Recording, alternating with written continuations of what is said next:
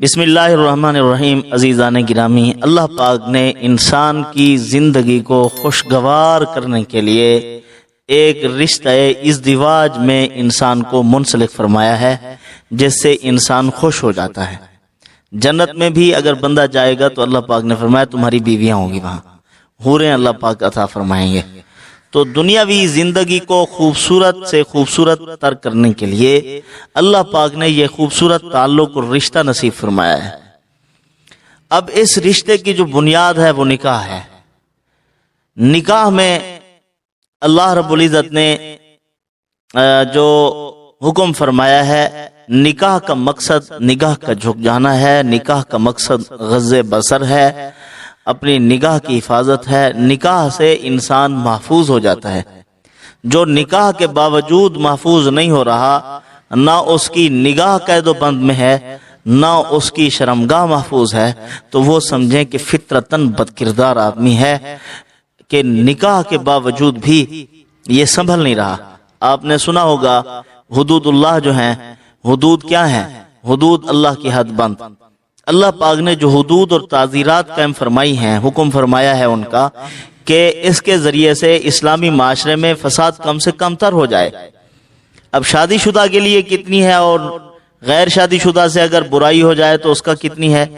غیر شادی شدہ کے لیے 100 کوڑے ہیں، زندگی تو محفوظ ہے نا۔ اب جو شادی شدہ ہے اس کے لیے سنسار ہے، اس کو قتل کر دیا جائے گا، کہ باوجود ہے کہ اس کو ساری لذتیں حاصل تھی، اس کے باوجود اس نے برائی کی طرف رخ کیوں کیا ہے، لہذا اس پر افسوس ہے۔ تو بہرحال اس رشتے میں منسلک کرتے ہوئے تقوی کو مد نظر رکھا جائے۔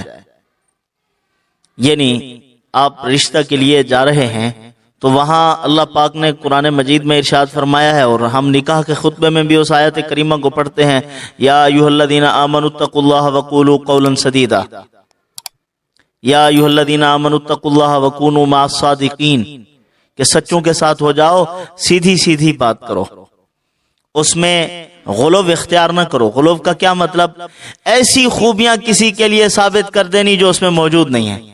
اپنے بیٹے کے لیے اماں محترمہ رشتہ لینے کے لیے جا رہی ہے، اس کو بزنس مین شو کر رہی ہے، جبکہ اس کے پاس 2 وقت کا کھانا میسر نہیں۔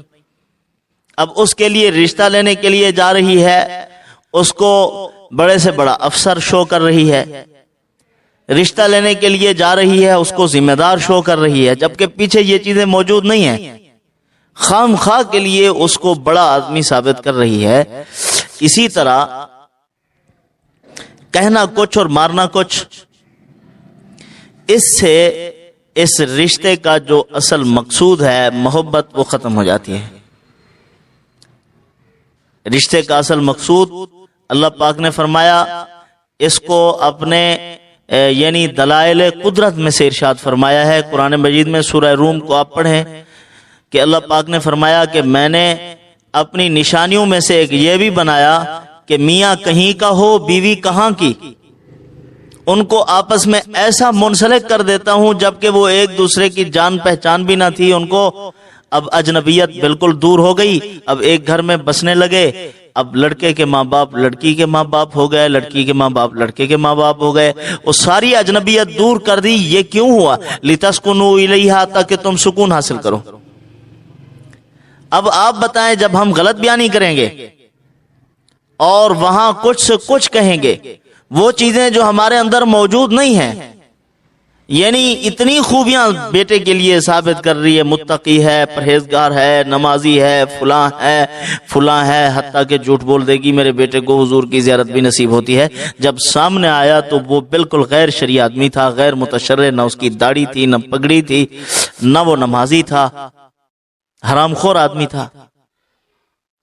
تو یہ چیزیں جب آپ کہیں گے، جب یہ چیزیں سامنے نہیں ہوں گی تو وہ یہ تعلق کرکرا ہو جائے گا، کمزور پڑ جائے گا، اور طلاق تک نوبت آ جائے گی۔ دونوں خاندانوں کے لیے ایک بدنما داغ بن جائے گا، میاں کے لیے بھی، بیوی کے لیے بھی۔ تو بہتر ہے سچائی اختیار کی جائے۔ مختصراً واقعہ آپ کی خدمت میں عرض کرتا ہوں۔ ایک لڑکے کو ایک لڑکی کے ساتھ محبت ہو گئی۔ اس لڑکے نے پوچھا یہ لڑکی کون ہے؟ بتلایا گیا یہ ہمارے مسجد کے خطیب صاحب ہیں، ان کی بیٹی ہے، سعودی عرب کا تھا وہ۔ اب اس نے کہا کہ میں اس سے شادی کرنا چاہتا ہوں. انہوں نے کہا خطیب صاحب دینی آدمی ہیں, وہ ایسے آدمی کو رشتہ نہیں دیں گے. اس نے داڑھی رکھائی, مسجد میں داخل ہوا, نماز پڑھنے لگا, روزے رکھنے لگا, اب ہر دین کی مجلس میں شریک ہونے لگا. کچھ عرصے کے بعد اپنے رشتہ داروں کو بھیجا رشتے کے لیے. وہ گئے, انہوں نے کہا ہمارا بیٹا تو بہت نیک ہے, یہ ہے فلاں ہے, اس کے لیے بہت خوبیاں ثابت کی. تو جب خطیب صاحب نے دیکھا اچھا وہ آدمی نوجوان جو نماز کے لیے آتا ہے ہماری مسجد میں صف اولا کا نمازی, انہوں نے کہا جی. کہا ٹھیک ہے رشتہ ہو گیا. رشتہ طے ہو گیا. بعد میں اس نے داڑھی کٹا ڈالی, نماز ختم ہو گئی. لڑکی نے پوچھا کہ آپ تو بہت بڑے نیک آدمی تھے, تو یہ کیا ہوا؟ اس نے کہا کہ مطلوب آپ تھی, آپ میرے گھر میں آ گئی ہو, لہٰذا اب مجھے کوئی نماز پڑھنے کی ضرورت نہیں ہے, نہ ہی مجھے داڑھی رکھنے کی ضرورت ہے, نہ ہی مجھے ٹوپی پہننے کی, پگڑی پہننے کی ضرورت ہے.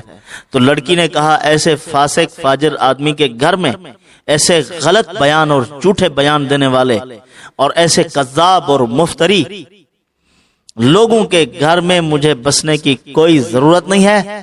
لہٰذا اسی وقت لڑکی ناراض ہو کر چلی گئی, حتیٰ کہ طلاق ہو گئی. دیکھیں آپ آج کل کیا ہو رہا ہے. یہ قریب کے رشتہ دار تو ہر چیز جانتے ہیں, وہ جوڑ کو جوڑ مل دے, اور باہر کے جو دور کے ہوتے ہیں وہ جان پہچان نہیں ہوتی, وہ تو مسائل کھڑے ہو جاتے ہیں.